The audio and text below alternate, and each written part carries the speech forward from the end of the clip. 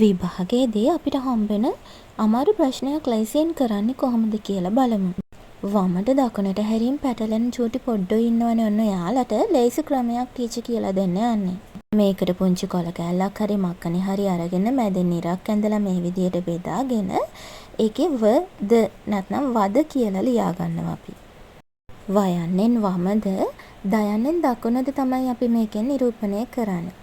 බලමු අපි මේක කරන්නේ කොහොමද කියලා. හරියට පුංචි වාහනයක් හිමීට පැදගෙන යනවා වගේ මෙන්න මේ ක්‍රියාකාරකම කරන්නේ.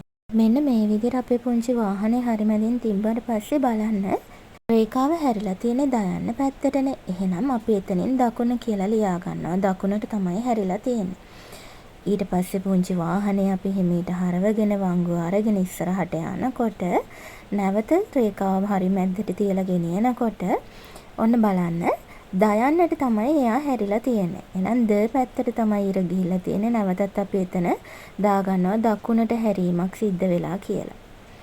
ඊට පස්සේ නැවත වාහනේ ඉදිරියට ගෙනියනකොට බලන්න නැත්නම් වම් අතට තමයි හැරීමක් සිද්ධ වෙලා තියෙන්නේ. අපි එතන වයන්න කියලා දාගත්තා. නැවතත් වම් අත පැත්තට තමයි හැරීමක් සිද්ධ වෙලා තියෙන්නේ. ඒකින්ද වයන්න දාගත්තා. නැවතත් අපේ වාහනේ මෙහෙම යනකොට ඔන්න බලන්න දයන්න දකුණු අත පැත්තට තමයි හැරීමක් සිද්ධ වෙලා තියෙන්නේ. ඊට පස්සේ නැවත දකුණු අත හරියටම තියන්න ඕනේ. දකුණු අතට තමයි ඔන්න හැරීමක් සිද්ධ වෙලා තියෙන්නේ. නැවතත් අපේ පුංචි වාහනේ යනකොට ඔන්න අවසානෙට වම් අත පැත්තට තමයි හැරීමක් සිද්ධ වෙලා තියෙන්නේ. ඊට පස්සේ මේ වයනු කීයද දයනු කීයද කියලා ගණන් කරලා වමට හැරීම් කී පාරයිද දකුණට හැරීම් කී පාරයිද කියලා අපි පුංචි සටහනක් හදා ගන්න ඕනේ. අපෙන් අහලා තියෙන ප්‍රශ්නෙට එතකොට උත්තරේ ලේසියෙන්ම ලියන්න පුළුවන්. උදාහරණයක් බැලුවම මෙන්න මේ විදියට හරියටම තියන්න ඕනේ අපි කොලේ.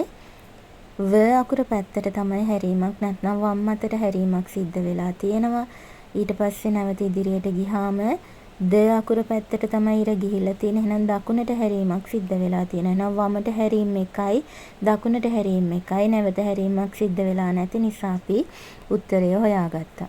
කොළ කෑල්ලක් නැත්නම් ඔයාලට මකනෙත් මේ විදිහට පාවිච්චි කරන්න පුළුවන් පුතේ. එතකොට වමට හැරීම් කීයද දකුණට හැරීම් කීයද කියලා කොළ කෑල්ලකින් හරි මකනකින් හරි මේ විදිහට ලේසියෙන් හොයාගන්න පුළුවන්.